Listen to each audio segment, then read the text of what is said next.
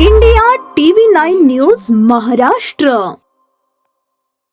निवडणुकीच्या पूर्वसंध्येला कायदा व सुव्यवस्था अबाधित राखण्यासाठी पोलीस अधीक्षक अतुल कुलकर्णी, अपर पोलीस अधीक्षक प्रीतम यावलकर, उपविभागीय पोलीस अधिकारी संकेत देवळेकर यांच्या मार्गदर्शनाखाली मंद्रुप पोलीस ठाण्याच्या पथकाने सहाय्यक पोलीस निरीक्षक मनोज पवार, पोलीस उपनिरीक्षक राज डांगे, श्रेणी पोलीस उपनिरीक्षक रवींद्र चव्हाण, पोलीस कॉन्स्टेबल अशफाक यांनी प्रभावी कारवाई करत अवैध दारूची वाहतूक करणारे इसमास रंगेहात पकडले.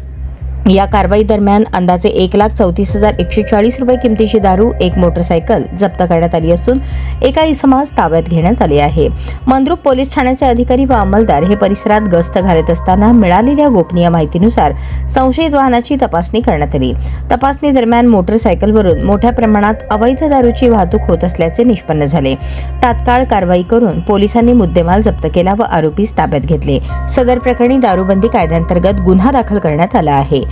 निवडणुकीच्या काळात कोणत्याही प्रकारचे बेकायदेशीर कृत्य सहन केले जाणार नाही असा इशाराही पोलिसांनी दिला.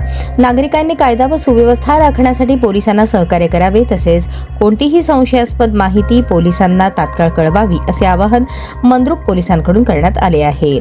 पुढील तपास श्रेणी पोलीस उपनिरीक्षक रवींद्र चव्हाण करत आहेत.